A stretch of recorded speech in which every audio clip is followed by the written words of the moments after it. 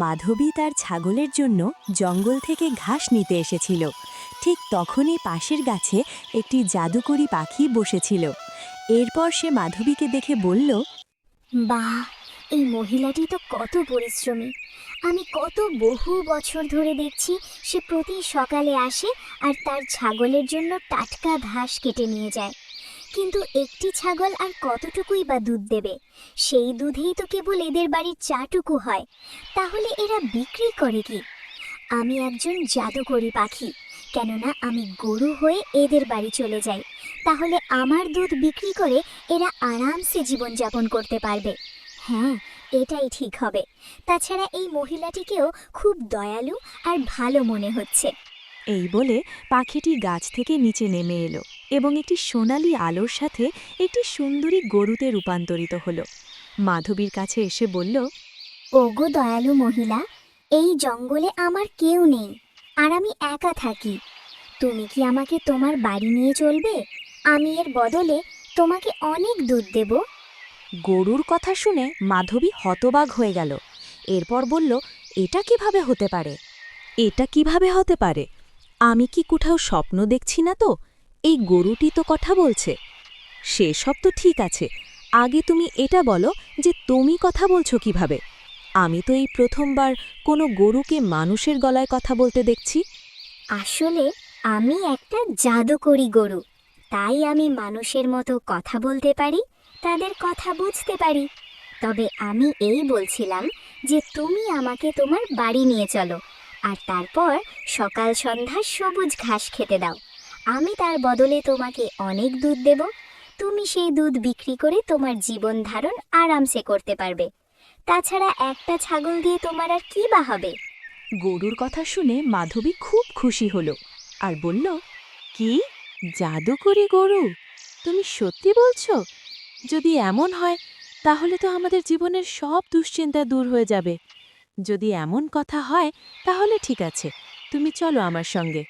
মাধবী সেই গরুটি নিয়ে বাড়ির দিকে আসতে শুরু করল। কিছুক্ষণ পর মাধবী গরুটি নিয়ে বাড়ি পৌঁছে গেল।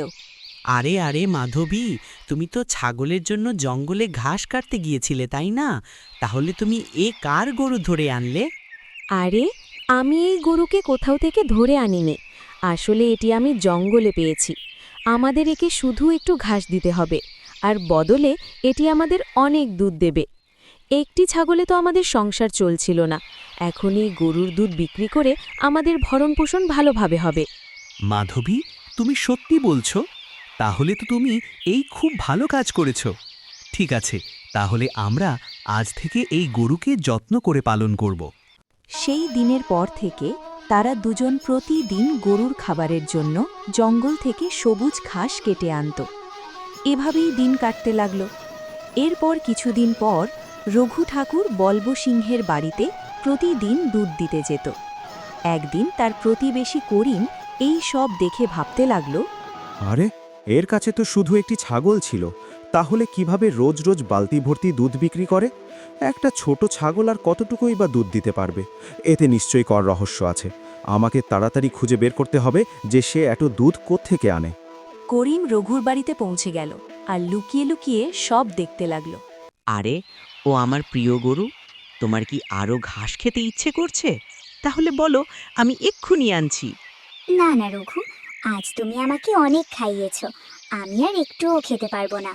অন্যদিকে করিম গরুকে কথা বলতে দেখে একেবারে আশ্চর্য হয়ে গেল।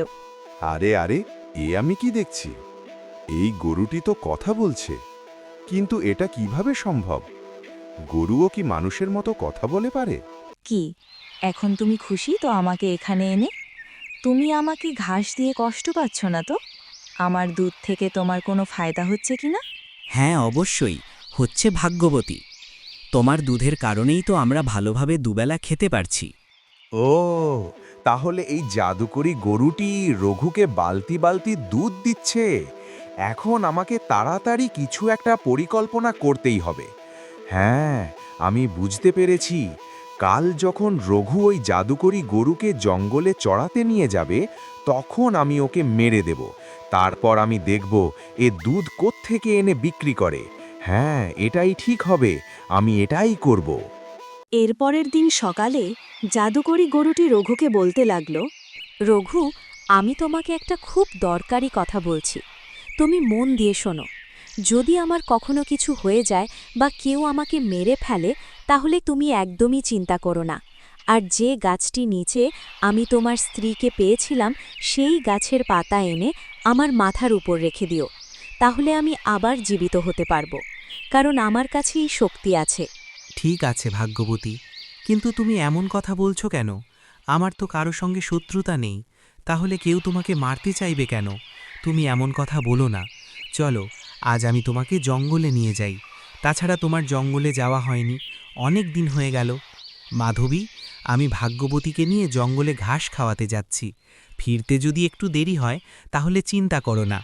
ঠিক আছে গো, যাও, কিন্তু একটু সাবধানে থেকো।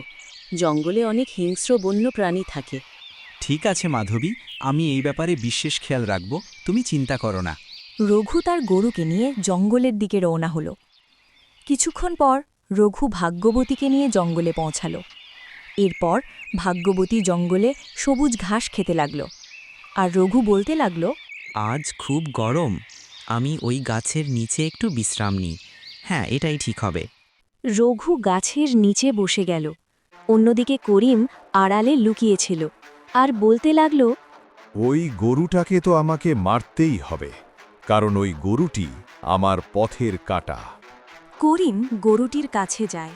ঠিক তখনই হঠাৎ রঘু গরুটির জোরে জোরে চিৎকার করার আওয়াজ শুনতে পেল। গরুটির আওয়াজ শুনে রঘু অঙ্গে সঙ্গে ঘুম থেকে উঠে গেল আর বলতে লাগল, আরে আরে, কি হলো ভাগ্যবতীর? ও হঠাৎ এত জোরে জোরে চিৎকার করছে কেন? মনে হচ্ছে কোনো ব্যাপার আছে, আমার গিয়ে দেখা উচিত। রঘু গরুটির কাছে গেল আর সামনের দৃশ্য দেখে একেবারে হতবাক হয়ে গেল, কারণ গরুটি এখন মারা গেছে।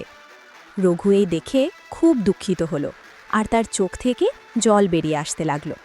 হে ভগবান, এ কি হয়ে গেল? আমার ভাগ্যবতী কিভাবে মারা গেল? চলো, এখন দুঃখ করে আর কি লাভ? যা হওয়ার ছিল তা তো হয়েই গেল। এখন আমার বাড়ি গিয়ে সবাইকে এই কথা জানিয়ে দেওয়া উচিত। রঘু চোখে জল নিয়ে বাড়ির দিকে আসতে শুরু করল। কিছুক্ষণ পর রঘু বাড়ি পৌঁছালো। আরে কি হয়েছে? আপনাকে এত দুঃখী দেখাচ্ছে কেন? আর আপনি তো ভাগ্যবতীকে জঙ্গলে নিয়ে গিয়েছিলেন, তাই না? তাহলে সে কোথায়? আপনাকে তো তার সঙ্গে দেখা যাচ্ছে না। আপনি কি তাকে ছেড়ে এসেছেন নাকি? না মাধবী, আমি ভাগ্যবতীকে কোথাও ছাড়িনি। আসলে ভাগ্যবতী আর আমাদের মধ্যে নেই, সে মারা গেছে। আরে আরে, আপনি এসব কি বলছেন? ভাগ্যবতী কিভাবে আমাদের মধ্যে নেই? আপনি তো তাকে জঙ্গলে ঘাস চড়াতে নিয়ে গিয়েছিলেন, তাই না? নিশ্চয়ই আপনার কোনো ভুল ধারণা হয়েছে। আপনি আমাকে শুরু থেকে সব কথা বলুন। আসলে মাধবী, আমি গরুকে জঙ্গলে চড়াচ্ছিলাম। তখনই আমি হঠাৎ করে গরুর চিৎকার করার আওয়াজ শুনতে পেলাম। যখন আমি গিয়ে দেখলাম, তখন আমাদের ভাগ্যবতী মারা গেছে। মাধবী রঘুর কথা শুনে খুব দুঃখিত হল আর তার চোখ থেকে দুঃখের জল বেরিয়ে এলো। কিন্তু মাধবী, তুমি চিন্তা করো না, এই গরুটি আবার জীবিত হতে পারে। আমি এই গরুর রহস্যটা কিছুটা জানি। আমি আবার জঙ্গলে ফিরে যাচ্ছি, এসে তোমাকে সব বলছি। ঠিক আছে, যান, কিন্তু জঙ্গলে একটু সাবধানে যাবেন, কারণ কখন কোত্থেকে বন্যপ্রাণী এসে যায় কিচ্ছু বলা যায় না। রঘু তার স্ত্রীকে এই কথা বলে জঙ্গল থেকে পাতা আনার জন্য রওনা হল। কিছুদূর হাঁটার পর রঘু সেই গাছটির নিচে পৌঁছে গেল, যে গাছটির নিচে তার স্ত্রী সেই জাদুকরি গরুটি পেয়েছিল। হ্যাঁ, এটাই সেই গাছ। মাধবী এই গাছের নিচেই সেই জাদুকরি গরুটি পেয়েছিল। এখন আমাকে তাড়াতাড়ি এই গাছের পাতা ছিঁড়ে গরুর কাছে নিয়ে যেতে হবে। রঘু গাছ থেকে পাতা ছিঁড়ে গরুর কাছে যেতে লাগল। কিছুক্ষণ পর রঘু গরুর কাছে পৌঁছে গেল আর পাতাগুলি তার মাথার উপর রেখে দিল। ঠিক তখনই হঠাৎ একটি তীব্র আলোর সাথে গরুটি জীবিত হয়ে নিজের পায়ে দাঁড়িয়ে গেল। এই সব দেখে রঘু খুব খুশি হল।